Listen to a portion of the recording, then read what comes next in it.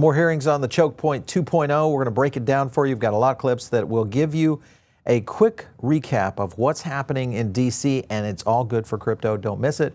My name is Paul Barron. Welcome back into Tech Path. I do want to thank our sponsor today, iTrust Capital, a great place to get your crypto IRA started, and it's very easy to set up. All you guys have to do is visit itrustcapital.com.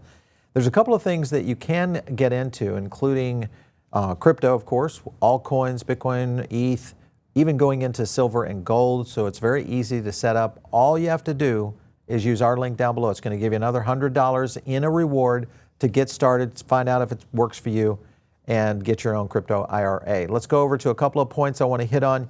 Yesterday, we did this video right here, which was the U.S. Senate hearing on crypto censorship, basically Chokepoint 2.0. This was part one.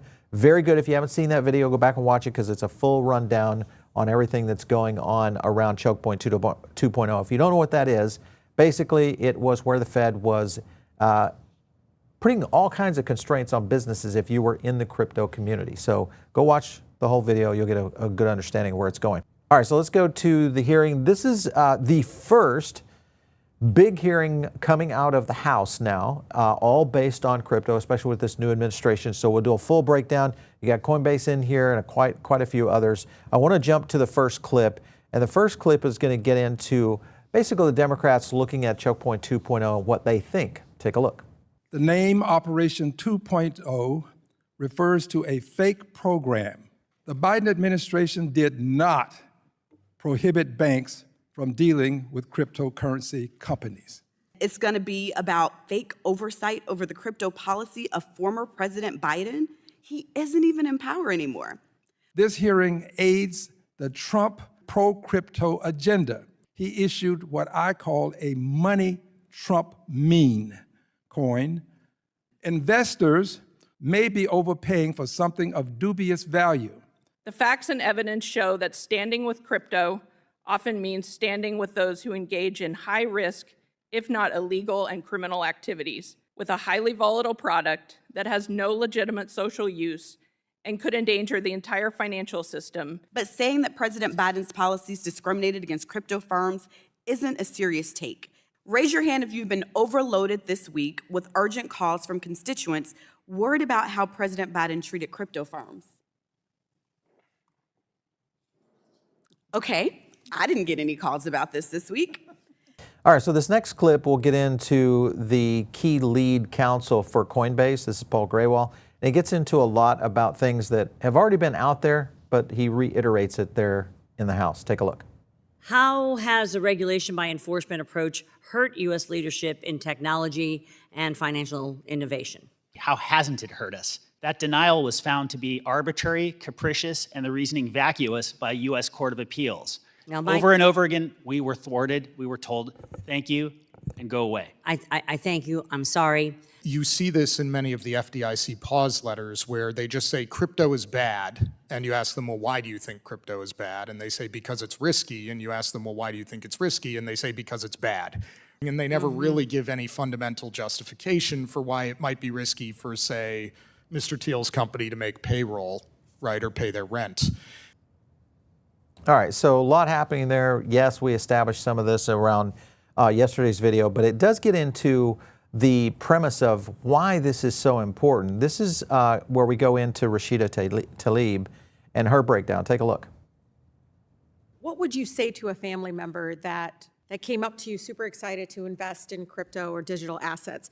To encourage them to go to a traditional bank where I raised the question because in Coinbase's and its consultants' complaint against the FDIC, what actually happened around 2022? I mean, they were going to play dumb, but we know what happened.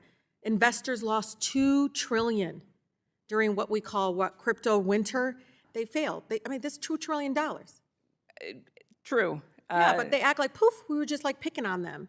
True. So we were picking on them. They messed up.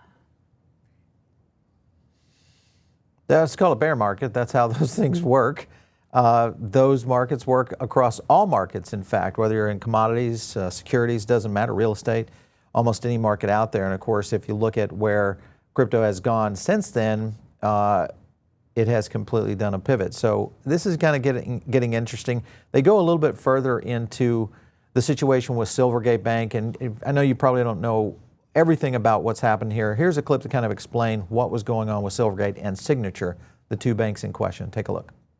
Silvergate Bank and Signature Bank, two key crypto firms, failed in part due to their involvement with the digital asset sector. All of a sudden, you guys all got the knock on the door. Something was happening. We banked with Signature, and when the FDIC shut them down and Flagstar took over the accounts, none of the crypto accounts were allowed to be part of those assets acquired, and we were forced to immediately seek accounts with other banks. We were able to open an account with another bank, deposited $70 million after going through all the approval processes, and 6 days later we're told we have to shut down the accounts because our bank no longer will bank crypto companies. And what did they say? A policy decision by the bank that they would no longer service crypto companies, period. And we were asked to withdraw our money, and I think it was 24 hours or 72 hours. No explanation, just by fiat. Yes. Because some actors in a space are bad, we will therefore debank all of the actors in a space, which you will notice was the rationale behind redlining and the denial of banking services to minorities in the past. Welcome to what's happening in crypto out there. This is where it gets kind of crazy because it's still not yet completely understood, I think, by Congress and in general when you look at DC. And this will give a little bit more clarity. Here's Green going in a little bit about the complexity of crypto. Take a look. At some point, Congress has to act. I've seen Chairman Waters, she and Mr. McHenry work to try to give us the guardrails. But it's difficult to satisfy enough members to get something done.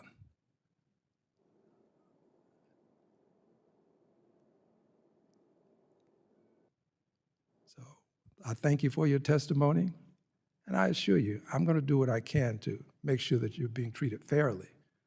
But if I'm going to err, it will be on the side of regulating and not deregulating. All right, so you can see the direction of the Dems are pretty much drawn the line in the sand. It is going to be a little bit of a fight, I think, but in general, I think this is going to continue to be a juggernaut through DC in terms of getting a lot of this stuff relieved of what's been happening in the crypto community. All right, so as you know, with what's been happening around the Dems and also the shift in DC in terms of the administration, they still haven't got the message here. And I think it's clear because they think that it's not hurting businesses, and in fact it is. And you've got an administration who's very pro-business. Here's Scott Bessent basically kind of echoing that. Take a look. It appears as if this administration might be unfriendly to businesses. Is that right? I flip, really. I want to jump to this tweet right here. Just in, Elon Musk states the U.S. Treasury should be put on the blockchain. And of course, yes is where this came from in terms of Elon. And this is a big deal because it's going to open up an opportunity, I think, for a lot of blockchains that are kind of going in that direction. And Bessent goes on to say a little bit more around how this could be effective in saving taxpayers money. Take a look. It is almost impossible to overstate how important the work that is done in this building is to the U.S. financial system.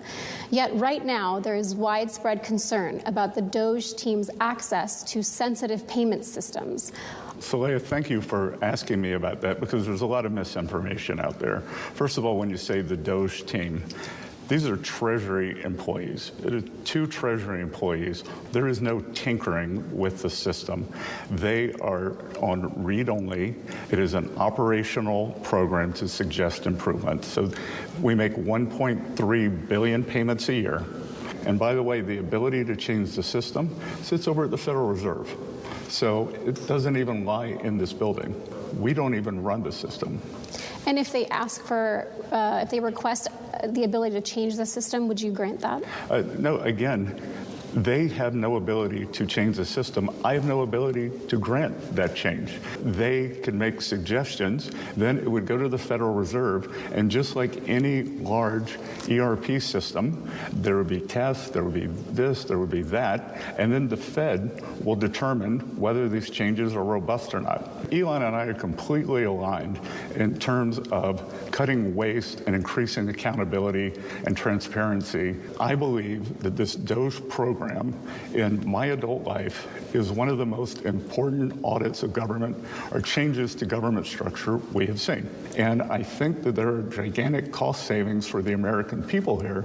And I think it's unfortunate the way the media wants to lampoon what is going on. This is methodical, and it is going to yield big savings.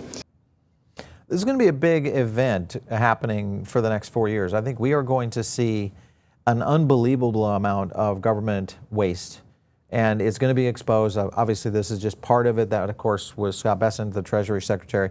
And if you look at Treasury Direct, because this is part of where some of this stems from, and you look at the need for blockchain, I want to just kind of flow down in here into some of the processing times for you guys out there. You know, you guys can get your own treasuries out there on this site, but right now, transactions require at least 2 weeks of processing time if bonds and or Treasury Direct accounts are in your name, 2 weeks.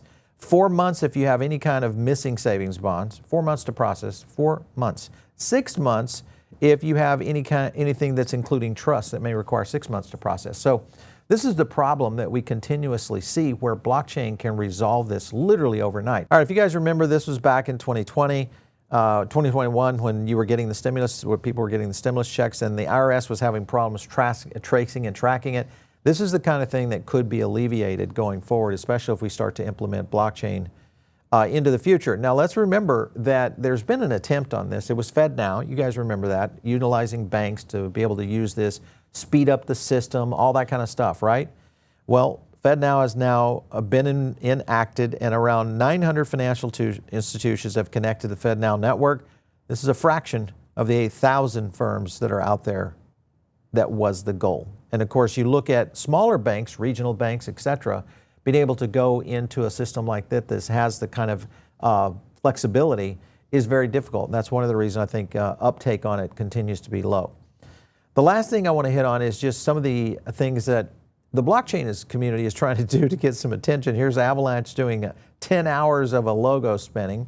What's that going to be? Well, it's going to put it at the top live stream on X for a while. Guess who that's going to get noticed from? Of course, Elon. Guess what Elon is doing? Trying to figure out how to implement blockchain into Doge and into government. So good move on Avalanche. I think that was an interesting little trick there. Other things you got to watch for is this hearing right here. This is the first one that we're going to get past some of the things that have been going in the past and actually going forward. And that is a golden age of digital assets. This is charting a path forward. All this is going to be happening looks like next week. We're going to see a whole new host of characters coming in to talk about the future of blockchain and how government can get out of the way of innovation and start to make this the next innovation, as they say, golden age of digital assets. So a lot happening in DC. I don't think it's going to slow down, guys. So make sure and stay tuned right here on PBN. If you're not in the Diamond Circle, get in right now. It's a great place to get additional content. We also leave a link to our Telegram group. Get in on that because that's where I communicate with the team and a lot of you guys out there. So make sure and jump on that. And of course, follow me out there on X at Paul Barron. We'll catch you next time right here on TechPath.